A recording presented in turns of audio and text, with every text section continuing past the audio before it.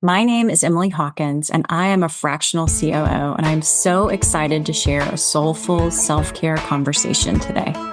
Hello, sunshine, good to see you again. Had to walk out to let you back in. Stuck in a storm of a relationship.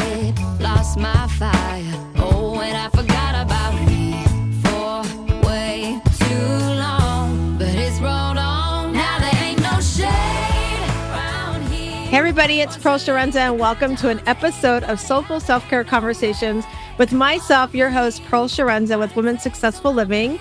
And today I have the pleasure of introducing our guest, Emily Hawkins. She is a creator of Leader Shift, which her mission is helping small business owners stop drowning in complexity and start building profitable, sustainable businesses that they love. Through her proven approach, small business owners learn to simplify their operations, maximize their profits, and rediscover the joy of running their businesses. After 15 years saving corporate giants millions, Emily now brings those same powerful strategies to small businesses, having guided hundreds of small businesses owners to keep more money in their pockets through surprisingly simple solutions. Her innovative approach, combining her MBA, supply chain expertise, and life coaching certification, was featured in Forbes in 2020. Emily's message is refreshing, simple. You don't need fancy degrees or technical expertise to transform your small business. Just curiosity and willingness to try something new. Welcome to the show, Emily. Thank you so much for having me, Pearl. Oh, you're welcome. I love that. As a small business owner, myself, having those thoughts and keeping that mindset of, we don't have to make it crazy and we can keep it simple. Just recently, I've been doing like an audit of what am I doing? Where am all my money? What pockets am I in? And, I'm over here depositing time and energy here and over here. And I'm like, I need everything in one spot. So I really like this last quarter, like 12 weeks, been honing in on how do I save money? How do I streamline it? And where can I put it all in one spot? And I actually am in the middle of onboarding that process right now with a new company that I was introduced to through my business coach. And it's like, I'm already like, they're telling me, they're like, you're like our expert, our expert student right now. I'm like, hey, I'm all in. If I say I'm going, I want to get it done. I'm like, the first of the year is around the corner. Let's get this stuff done. So I love we're going to have topics and discussion on this today. And also that we're going to be talking about truly like, part of that for me is what brings me joy. And that's my business and empowering others. And if I'm spending all this time in like all this tech stuff and setups and everything, I can't do what I love. And so I'm excited. We're going to talk about truly how do we discover what brings us that joy. And so I'm excited to have you on today, Emily. So welcome to the show. I love, by the way, that you were going through all of this because I think that not enough businesses need to take a moment, a breath, if you will, and remember why we got into all of this, right? Because I don't know about you, it wasn't to set up a website and it wasn't to run tech in the background and it wasn't payroll and invoicing and all these other things that we end up having to do if we don't have the right systems and processes in place. And then all of a sudden we lose our joy. So I feel like one of the things that I do on a regular basis is help business owners find that joy again by uncovering, wait, why did you get into this in the first place? What was the original plan? Because for me, it was definitely not invoicing and payroll. Yeah, definitely not for me either. That's for sure. I mean, I was on a journey of like people pleasing for everybody and everything but myself. And so as I started this journey of overcoming people pleasing, I started realizing that I wasn't alone. I'm not the only female. I mean, I know there's men that are people pleasers as well, but most of the time, and what my research and my, trying to question and marketing it was how many women are suffering with this. And we all do it so often in some way or another. And some of us to the extreme, like myself.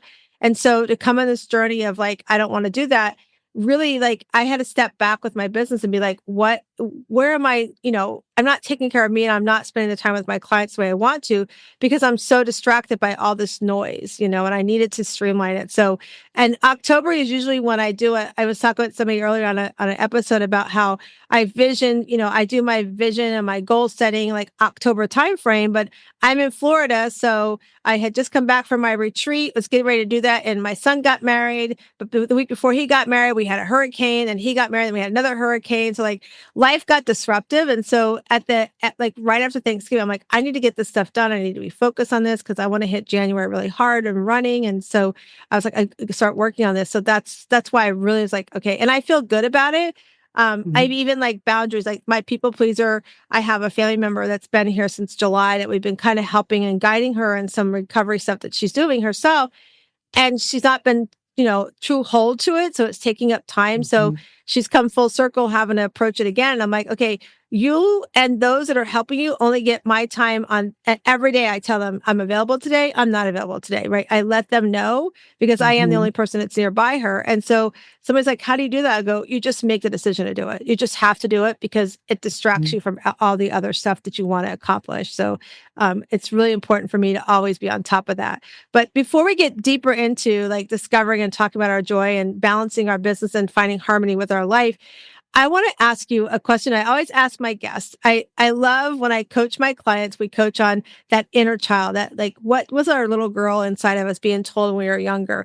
But I like to do it with my podcast a little bit different. And that is thinking about when you were growing up as that little girl, we always get asked, what do you want to be when you grow up? Right. So how does the what you want to be when you grow up? Like for me, I wanted to be a teacher and here I am today. I am teaching and empowering. But back then I thought I wanted to be an elementary teacher, but it still is kind of correlating together, that whole teaching and empowering. But when you think about the little Emily when she was growing up, what was it that when they were asked the question, like, what do you want to be when you grow up? What was that? And how does it correlate to what you're doing today? So I love this because I actually have a story for this. So when I was around 4 or 5 years old, my mom started traveling. She was a vice president of a nursing home chain. She was over rehab services for a national nursing home chain. And my mom, by the way, she's just such an amazing human being. I think about all the glass ceilings that she shattered. She was living her dream. But as her child, I didn't get enough of her. I wanted more of her. And so when I was really little, I remember my mom's putting me to bed one night and I said, when I grow up, I'm not having a job. I'm not getting a job. And my mom was like, well, okay, then that means you have to marry somebody that has a job so that they can support you. And she said that I burst into tears and I said, I don't want a job. Why would my husband want one? And what's really funny about this is there's a full circle moment in that story, because hearing it as an adult, I see the funny in it. But being the person who said it, what I realize now is I didn't want the job that she had. I wanted a better balance. I wanted a family and a job, where I was helping people, because I would go to conferences with her and people would tell me my mother was one of the most amazing people that had ever met them. And she was so supportive and she had helped them move up in the business and like all of these things. And I was like, I just feel like I miss that version of her. And I never wanted my children to miss that version of me. And it's funny, again, like I said, full circle moment. I left the corporate world about almost 8 years ago at this point. And it was because I was becoming my mother. I was living that corporate life, but instead of it being nationally, I was traveling internationally and I was standing up supply chains all over the world. Such an amazing opportunity, but my kids were becoming pictures in a frame. And I was losing the exact thing. It's like I lost that childhood part of me, right? It was like, remember, Emily, we said we would never do this.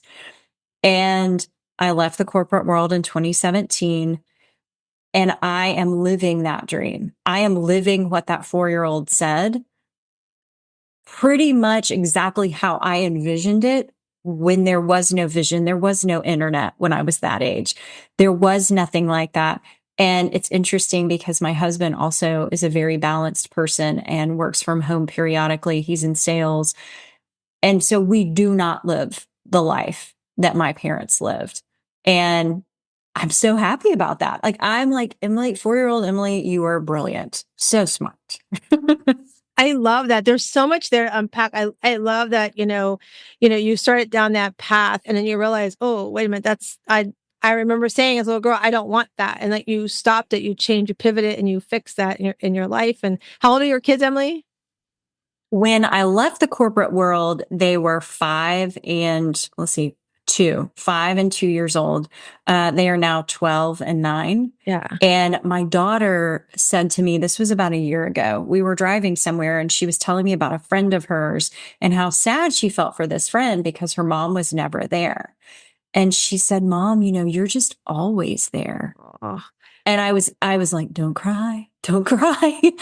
Cause it was like, this is it. This is the reason. yeah. That right there, you saying I'm always there is just, Yeah. that's exactly what I wanted. It's And on top of it, being able to help other businesses and watch these small businesses that are so worried about that balance, helping them find that balance so that they can be at their kids' Christmas, lunch or, a Thanksgiving thing that they're doing and make money in their business and serve their community. I work with a lot of blue collar businesses. So roofers, floor and tile, car dealerships, auto mechanics, people that some of us kind of forget about. We forget that these people have families and they need a balance as well.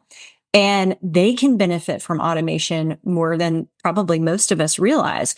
And so I've really enjoyed giving those clients of mine their life back.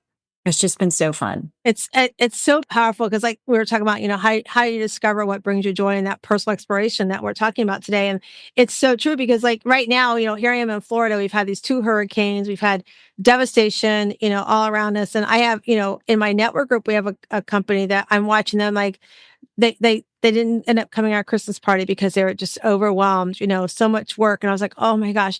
And like, you're right. They have to find balance. They have to have that, and you got people on the other line going, I need you now. And we understand like that need, like you don't have a roof on your house right now. You've got, open walls in your home right now.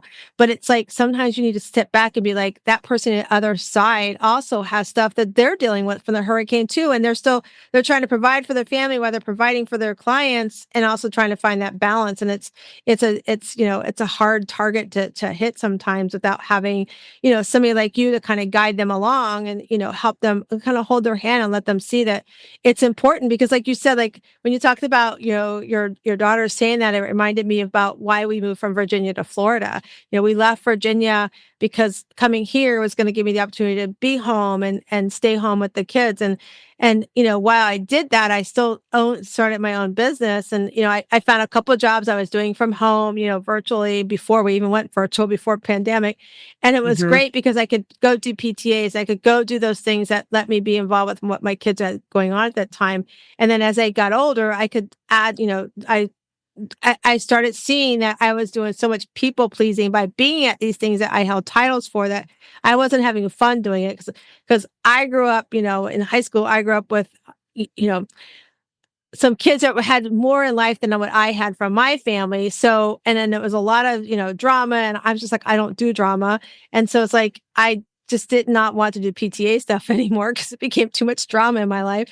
But I stepped back from that, but I lost who I was because I became all these titles. And as I started finding out who I was and started realizing I needed to stop people pleasing and really work on that, I started finding more balance and that harmony in my life. And so, 2 years ago, when we unfortunately lost our oldest son in a tragic car accident, I was able to have the last memory I have of him was 2 days before he passed, where he was here at our house because him and my husband own a business together and they were working in the garage and people have heard me share the story before on the show, but he's like, Mom, can you throw me a bottle of water? And I tossed the bottle of water. But the cool thing was it's really important we understand what our kids see, like what your daughter said to you, because of the fact that he said to me, wow, Mom, not only have you figured out who the heck you are, but you can throw a bottle now. Because I could never throw a football to him, right? So I have that beautiful memory to go, hey, and it reminds me that I have to, there's a day before your child passes, is the day after. It's a club I don't want anybody to join me in. But I have to keep reminding myself that I have to continue living, because I've got my older son, my younger son, Nate, I got my husband, I got my business, I've got my clients, and I got me that has to, find joy in life. And so that's why I continue to do that, thinking that, I know he's watching me from above. I can't disappoint, right? I gotta keep being who I want to be and true to me. And so I love that your daughter, like, and that you've done that. Like you said, what you said to your mom, you're now living. I think it's so powerful. And it does go back to like having that personal balance, like finding that personal balance so that we can find that joy in our life because, some of the clients that I work with, they work for corporations like what you left. And it's like, I'll say to them often, like we do this thing called what's your joy list. And I'll say, okay, are you working on your joy list? And they're like, no. And I'm like, okay, let me explain to you something.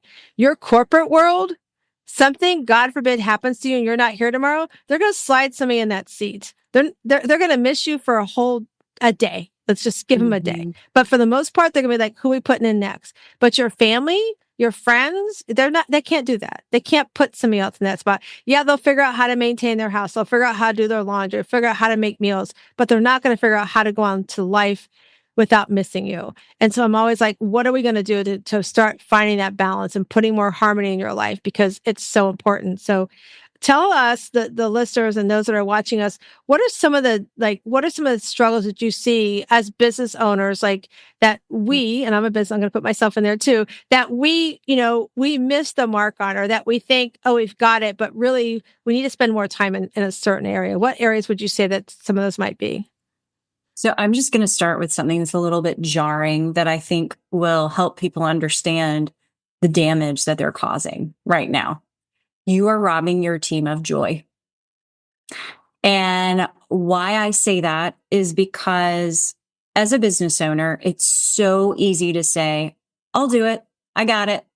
I'll do it. This will take me 5 minutes. Yes, but I would say, I don't know if you've ever heard the phrase death by 1,000 paper cuts. Well, as you own a business, it's death by 5 minutes because all of those 5 minutes add up. Oh, I can do this in 10 minutes. Oh, I can do this in 5 minutes. Sure, you can. But what you're doing is you're robbing your team of joy when you do that. And it's the joy of purpose, because every single person was put on this earth for a purpose. And I think everybody's purpose is different. And I think we all fit together like a giant puzzle piece. And when we're all connected properly, there's balance, there's harmony, there's happiness, there's joy, there's all of these things. But if you as the business owner are like, no, I'm going to hire you as an expensive paperweight and I'll just do all the things, that is robbing someone of their purpose. And I know from you talking that you get it. When you serve, it fulfills you in a way that nothing else can. And when you are not utilizing your team, you are not allowing them to feel that. You are not allowing them to say, oh, I got done with that big project today and it was so great. And I'm so proud of the effort and work that I put into that. You are robbing them of that. And so what I see from business owners, and it goes back to that people pleasing, right? I love that you keep bringing this up because we think by not giving people work that they're going to like us more, be happier, less stressed. I'm here to tell you that when your team has less to do, that something happens. It happens to all of us, by the way, but I just want to use your team as an example. If you have little to do, you start to self-cannibalize. And what I mean by that is you have nothing to do. Your brain needs something to chew on. If you have given it nothing to chew on, it will chew on you. Oh, you're overweight. You should probably be taking better care of yourself. I'm not as smart as Sarah. I should have done this. I should be at different goals. You start eating away at yourself. And it's because that brain power needs to latch on to purpose. It needs to latch on to, maybe you love spreadsheets. Maybe you love data analytics. Maybe you love the payroll that you and I are not fans of doing. Maybe you love integrating systems. That's something I enjoy doing. Maybe you love customer service. And that is your joy. But because your owner is like, I'll just do it, you are self-cannibalizing. So I would say that is the thing that most business owners struggle with the most. And I will tell you why. I will tell you why this is happening, by the way. So comfort is a beautiful thing until it's not. I want to use the example of a comfort, like a blanket, like when we were kids, like a security blanket, right? Why is it called that? Because it made us feel safe. If you take that security blanket and you put it over your head long enough and hard enough, you will suffocate. You will not be here anymore. So tasks in a business can be that for a business owner. It's familiar, it's safe, it's sameness. And we thrive on that a little bit when we're, in seasonality and the market shifts and our business did something and somebody put a Google review out there that's not even true, but it's out there and it looks so bad and it just eats at us. And so our security is, I'll do the payroll. I'll do the 5-minute task because it's my security blanket. But you've got to let go of it. And that's the hardest thing with business owners is we talk about it. One of the first tasks we do, we walk through their customer journey. We lay out what's actually happening in the customer journey. What are the actions? Then we lay out who should be doing this. What are the roles in the business that should be happening? And then we lay out what are the systems that you're using.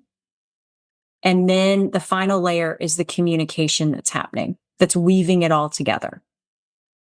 And what I find most fascinating is that when I go through this, the business owner is pissed. They're always pissed. At one point, it's different with everyone, but there's a point where they're mad because Carol isn't doing what she's supposed to be doing. Because Carol was never trained. Because you have been covering for Carol because this is the death by 5 minutes, right? And so we build things and we start there. But then they start to get nervous. And they're like, wait, if Carol's doing that and Phil's doing this and Sarah's doing that, what am I going to be doing? And I'm like, you're going to lead. You're going to actually be the person running the ship. And I would say you're not even steering the ship. You're in the crow's nest and you're looking out and you're saying, here's where we're going. And here's what I see. Hey, down there, I want you to drive the boat this way. I want this to happen and all of these things. You're going to go where nobody's been. But you've been there before because you own this business and you started it. And it's just that you got real uncomfortable. So you hunkered down like there was some, war going on or some giant storm, when in reality, you just got nervous about how fast this is growing. A lot of the businesses I work with have so much referral that really they need to be scaling their teams and they need to be scaling what they're doing and they need to do it in the next 6 months. And they will never admit it until a few sessions in that it scares them because they're out of their depth, because they're really good at serving, but they don't think they're right for leadership. And actually, they're perfect for leadership. And I love that they're as humble as they are because I can teach you how to lead. And so that's typically the joy that they're robbing their team, which in turn ends up robbing it from themselves because they're not spending time with their family and they're not utilizing their resources. And they're like, I'll just do everything.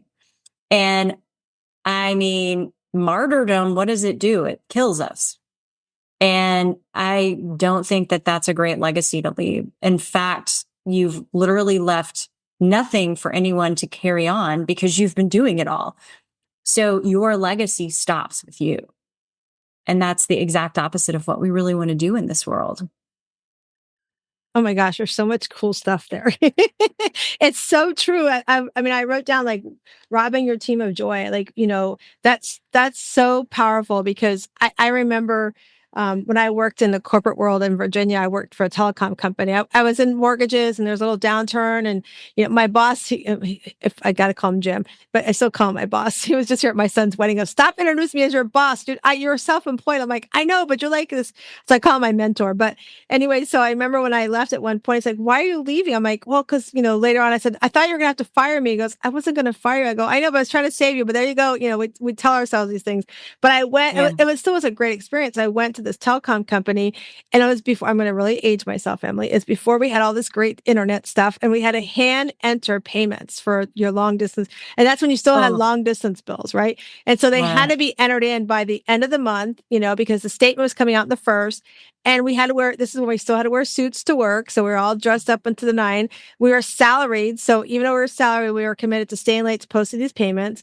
And I remember going, I have to motivate these guys in my department to want to stay late, to put these 12-hour days in and to still do the work and not tell me I'm sick or I'm going to go home, because if they leave, I have to do the work. So it's like, what can I do? And, this is back before I started doing anything what I do today with mindset or anything. But I think it's also part of the people pleaser in me. And also I like to have a good party and have fun doing what I'm doing. And so at one point I was like, okay, I need to make sure that they're in a good mindset. So we had 6 of us, and I would break us up. I'd break them up in like teams of 2.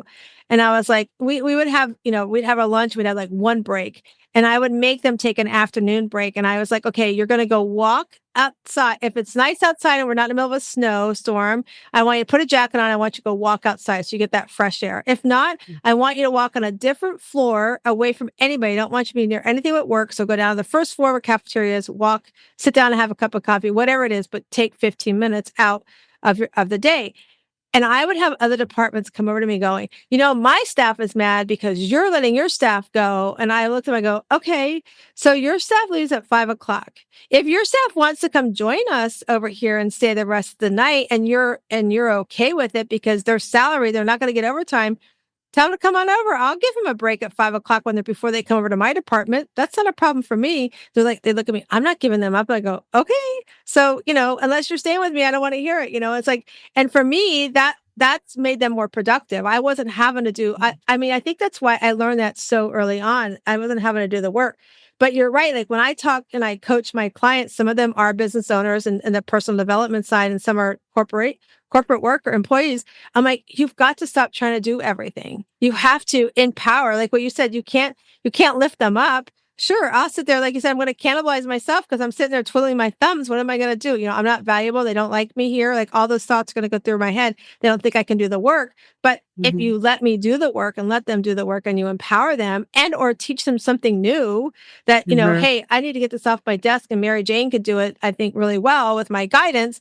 You might find out she does it even better than what you could do it. And she might, especially customer service. That was always my thing. If somebody struggle with customer service, like, let me do that. I like to make the experience fun. I like to make the experience like, even though you may give me a bad review, I'm going to turn it into something fun for you, So I think it's a lot to say about how we become really good leaders. Like you were saying too, how sometimes, I know that sometimes as, even myself as a soulpreneur I have this retreat I do every year. I have my ambassadors. I always find ways to uplift my ambassadors because I want them to show up at the retreat. I want them to be happy. I want them to enjoy the retreat. So I'm always interested in their feedback and being open to what they're sharing. But, I want them to enjoy the role that they've signed up for. I want them to, have that great communication with me and the retreat attendees. And so having this, like you said, I don't want to suffocate in tasks because I know what I love to do, but there's some things I'm like, I don't want to do that, and where my ambassadors came from was a friend of mine had attended my retreat as one of my speakers. And before COVID, I used to do it where you slept with somebody, you par up in beds with somebody you didn't know. And so if the speakers, we always had a separate place in the house, but we changed that. Now we're all together.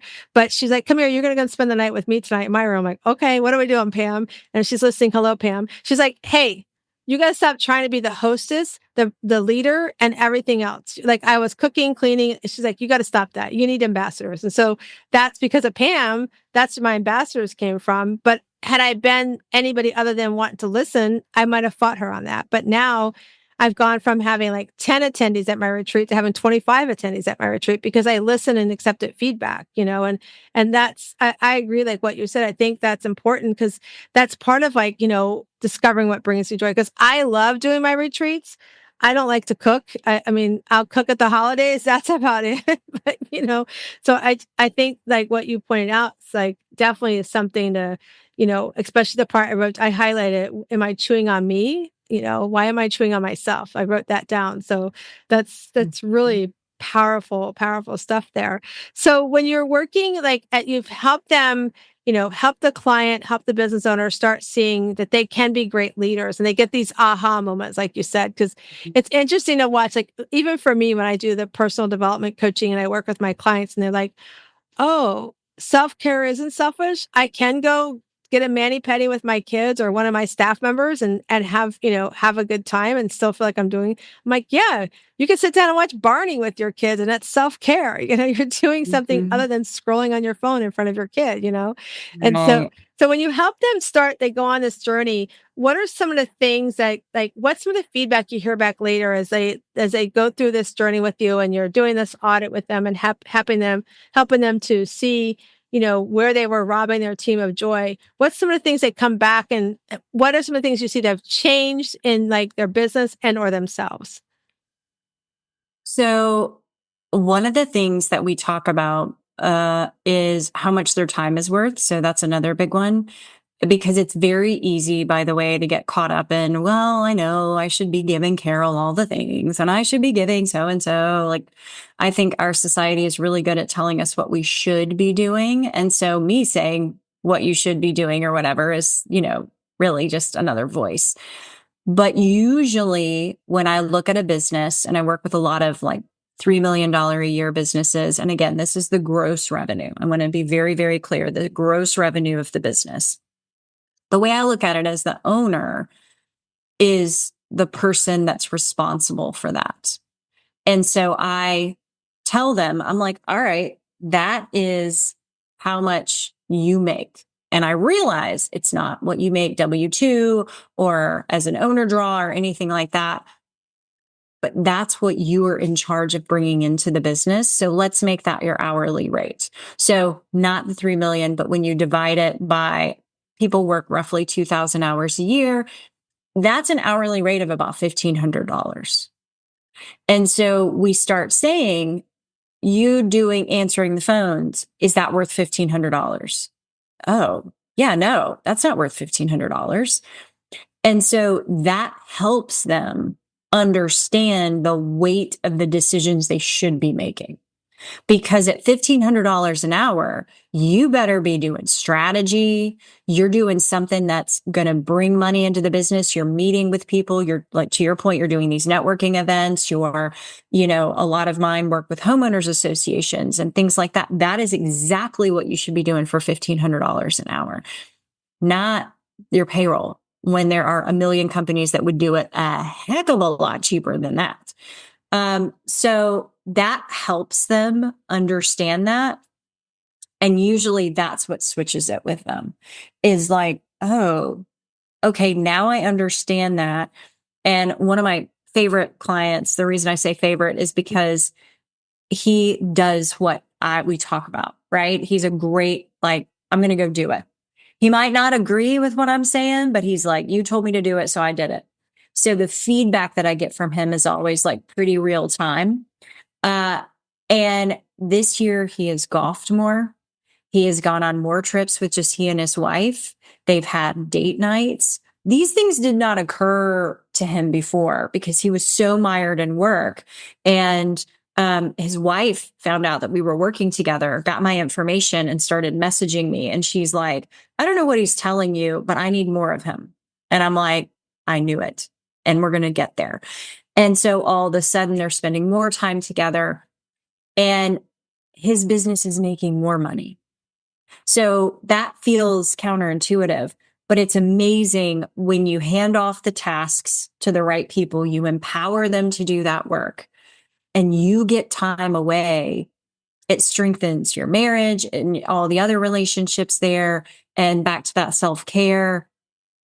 And then he's like, oh my gosh, I forgot how much I love golfing. So he has gotten together with a group of guys that he, in his community. And so every Tuesday they golf because they can. And it just makes me so happy. I'm like, exactly.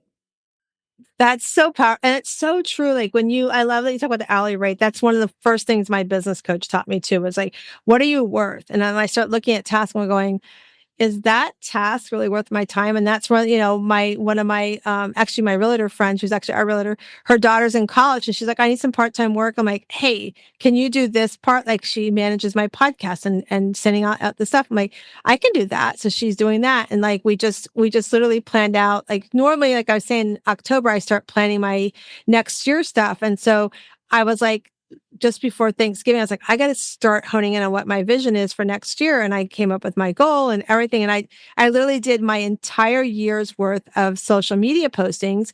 And I said, I put it in a spreadsheet to her and I had, and then I went and used, some of the resources to say, what kind of pictures should she have with these? And I sent her all of that. And I said, here's a spreadsheet. And here's what I want to do a check and balance. So, so every Friday, send me this because on Fridays I'll review it. And then that way we'll always be about a month ahead if we keep doing that. So she's like doing all of that where I would have been spending the time making the post, doing like she's now taking that on too for me. So it frees me up to do more the focus on my podcast. Like my goal for my podcast is to have the entire year recorded by April 18th of next year. So then, so then I won't have to start doing recording. So like October of next year, so I'll have that summer to do other things and stuff like that. And I love that, that example you gave where you worked with this client when we listen and we apply the things that we are hiring people like yourself to do, it becomes so valuable. And people, a lot of people don't see the value in a business coach and a life coach like myself because they think, oh, I've got it. But once they are open to seeing that, you say, like I often tell people, they'll tell me, I can't afford it. I'm like, how many times are you going to Starbucks a week?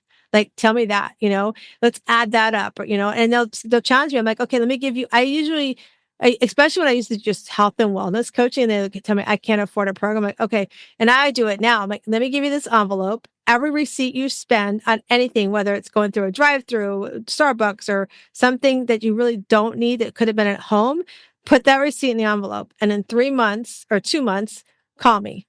And we add it up and I'm like, okay, that money you just spent there in 2 months, we can do this. I don't have them look backwards because you don't want to regret, but in 2 months upcoming, if you put that aside, here's where you can go from here to here. And it's so powerful because sometimes we have to see it, and we have to, in order to believe it. And I love that that's what you're doing. And I think it's cool that, spouses, I love spouses calling me. I work with mostly women and I always tell them, it was so funny. I have one, and hi, Richard, I'll yell out to him right now, but I have one that he'll call me for his beautiful wife, Anne Marie. He'll like, okay, I know she's hearing it from me, but I think she'll hear it better from you. He'll call me. And it's just powerful. I'm glad to be that coach in the pocket for somebody, especially for relationships, and it's so fun. So when I work with somebody, just recently I was working with somebody and she was sitting in her living room and she had me on Zoom and her husband could hear us talking and she starts laughing. I go, what's so funny? She says, I have to show you something. She turns her computer around. Her husband's standing there like, hello, I've been telling you this. I was like, okay, I got you, so it's really important that we have people like you, Emily, especially as a business owner that can help us, see the forest in the trees, because sometimes we get so stuck in that, that 5 minute, I can do it, that it eats up our own joy as well as those that we have around us that, we can uplift and pour joy into them. Yeah. So what are some of the things that, that when you work with clients, I know you gave me a little presentation. I shared it with my, network group, which is a lot of fun. They could see some of the tasks that they spend the money on. But, when you like the being able to go and go golfing and spending time with spouse, what are some of the things that, that maybe the person who is just starting out like me might be that soulpreneur that's just kind of starting out going, okay, I need to bring in staff. How do I find that right person? What are some of the things like somebody like that maybe wants to hire one person to start out with? How can you, one, A, make them feel comfortable about it? And B, what would you say are some of the things they should think about when they're bringing somebody on? 100%. I love this question. So one thing I recommend, if this is your first person that you're hiring, if this is your 100th person, I want you to do the same thing. I want you to get really quiet. I want you to spend 15 minutes in silence, maybe making some notes for yourself, but I don't want you near a computer. I don't want you near anything. I want you in silence. And what I want you to do is write down a dream employee list. And if you want that person to do your laundry, write that down. There is absolutely nothing wrong with that. Like, I want this list to be as crystal clear as possible. And I will tell you why I want you to do this.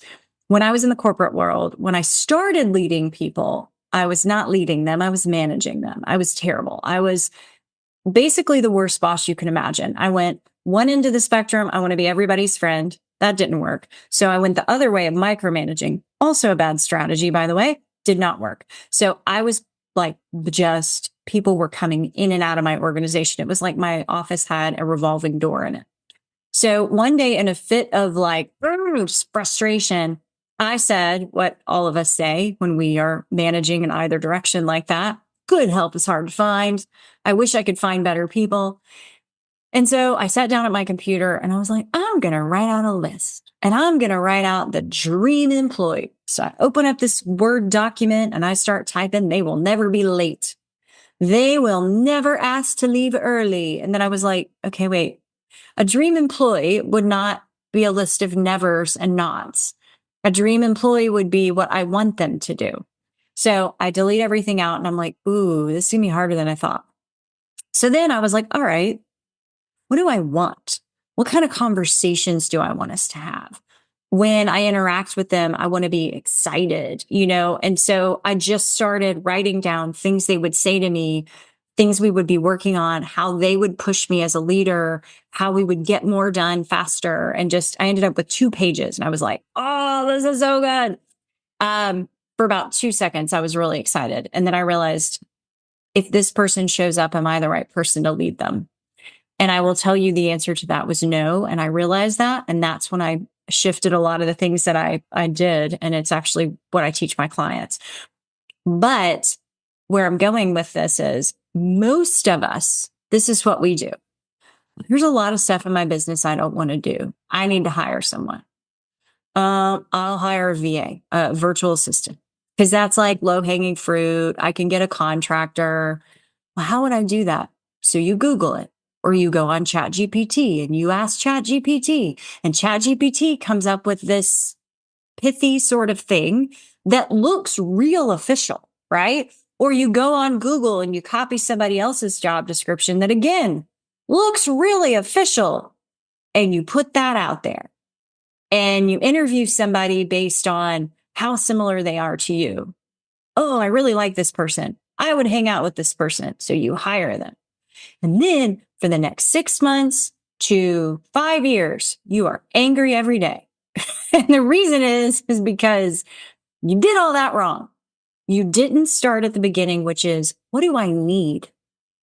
Y'all, I don't need another me in my business. I need somebody that is very different than me, because they will see another angle, which will help me in a much better way. And if I have found over the years, by the way, that I still enjoy coffee with people that are not just like me. So I don't want to make that like you have to hate the people that work with you. I'm just saying it's very easy to be attracted to somebody that's so similar to you, but that's not doing your business a service. So there's that. And then also making sure that you know exactly what you want that person to be doing and how fast you want that person to be doing it. Because here's what another thing happens. Business owners say, I want to hire virtual assistant, random like manager of this or that. And they put off the hiring for too long. Then they're like, well, I don't know. I'm not going to have time to onboard them. So they put it off for longer. And then they're just drowning. And they find someone not really the right fit because they really didn't spend the time on the job description. And they hire a really expensive paperweight. And what I mean by this is, I am the business owner. I am super busy. I hired you. I need you to go figure it out because I can't spend time with you. And they really don't know anything. I don't care if you hire someone with 15 years of experience or 15 minutes of experience. They don't know your business.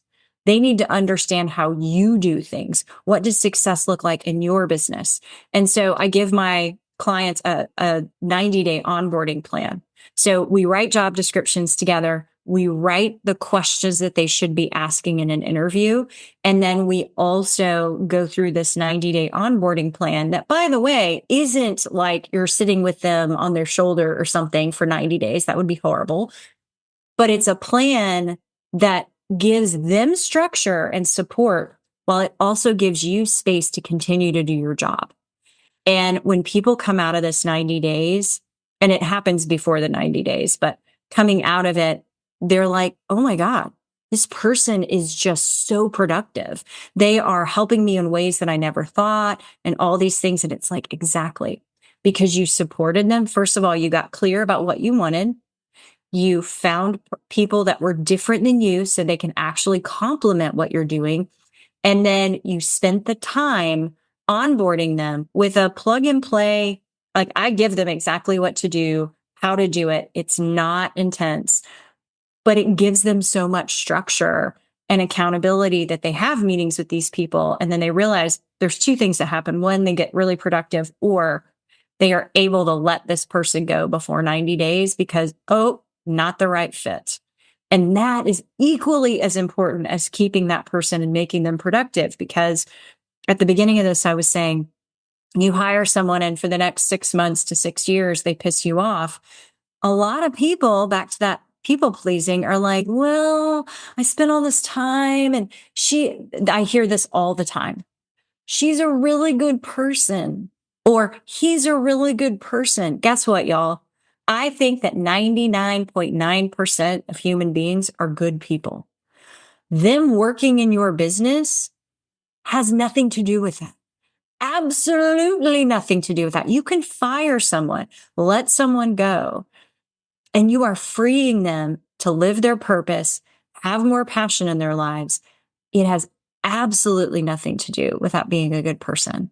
So I want us to all like divorce ourselves from that. But I love that. That's really something that I see regularly. Wow, that's powerful. I mean, divorce ourselves from that and it's hard sometimes, especially as a business owner, like, because like you said, and I love that, like taking the 15-minute silence, like to write that dream employee list. I wrote that down, like how fast, what you need them to do. I think we need to do that in so many areas of our life, but especially as business owners, we're bringing somebody on. And that was like something that I did when I was bringing on Erin. I'm like, what do I need her to do? What's the most important thing that I need to get off my lap right now to do? And that was exactly that. I used to have a radio show, but we're not doing the radio show at the end of the year because like it took too much time, not for me, because it didn't change anything I did here with my podcast, but it affected the person who's doing my editing, and he's listening right now. I know he's very thankful. It affected Aaron because it's another step to do, and it just became very cumbersome. It's like, it's just not worth it. I mean, I love doing the radio show. Lori's got a great platform. It's just that right now, that's the season for me for that is changing. And it's okay to recognize those seasons change too, is how I look. That's the only way I can grow my business too, is to recognize what's working, what doesn't work, release what's not working, or give it to somebody else if it's working, that's taking up too much time. And so that's I love that. I have another part of my business that we're adding to my business, and I'm actually working out with somebody. We're kind of doing a barter thing, but at the same time, like, listen, you can actually make commission off of it if it works right. I'll let you earn commission too off of it. So it's not just a barter part for you, and it brings both of us, revenue. So she's like, well, I'm all, in for that. So I recognize that I need to be able to do things like that too. So I'm so glad that we talked. This has been so much fun. We could talk hours for this. I love that, because truly, part of these conversations are about how do we have this personal exploration? How do we do things that take care of our self-care right down to our soul? And these are things that we have to do so that we can go and do things with our spouses or our loved ones. Like you said, with your client who's golfing more and and the wife is calling going, I want more of them now. You've given me some. Now I want more. I think it's so Exactly. cool. So Emily, tell everybody how they can reach out to you. And we'll also put it in show notes for everybody too. Most definitely. You can find me at Emily Hawkins, the number 4, the letter U, anywhere. So Emily Hawkins, the number 4, the letter U.com is my website. But you can also find me on LinkedIn, Instagram, and Facebook. So all the places. And if you go to my website, I've got several freebies for you to actually walk through ways for you to better lead. All of it's absolutely free. You never have to talk to me ever, I promise. And then also things you can be working on in your business to save you money and time. I appreciate you being with us today. And I will definitely share that. I'm excited to share this episode with my network group because I think this is something they all could learn from as well and hearing the conversation. Now, before I let you go, there is one thing, and I forgot to forewarn Emily so beforehand, but we have our Better Questions, Better Life cards. So I'm going to shuffle them. You're going to tell me when to stop, and we're going to ask you to answer what's on the card. So here we go. Ooh, So fun. tell me when to stop. Stop. All right. So your card says, how active and creative are you? Oh, that's a good one. I think that those two things are very related. So I'm glad it says active and creative. The other thing I would throw in there is my creativity is not only based on my activity level. I work out at least 45 minutes every day. I think that's incredibly important. If I can, I do another hour and a half walk. I wish that happened every day. But those things really fuel my creativity. And another thing that fuels my creativity is curiosity. I'm always curious about things. And the majority of creative projects and endeavors that I've been a part of have been directly related to either me being active and having some great idea while I'm exercising, working out, going on a walk, or from what if we did?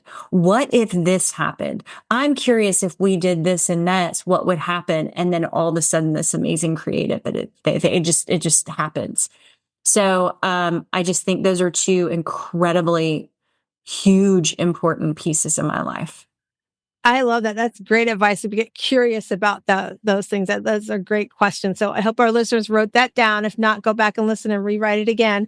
But I want to thank you for coming on. I want to remind all of our listeners that we come into this world, life where it's a little tough sometimes. We have to work on, what's robbing us of our joy. And that shell, as you start opening up that oyster inside, you can find your own inner pearl of greatness. And I hope today that you've got some great tips on how to reevaluate what you're doing and what's stealing your joy. So thanks again, Emily.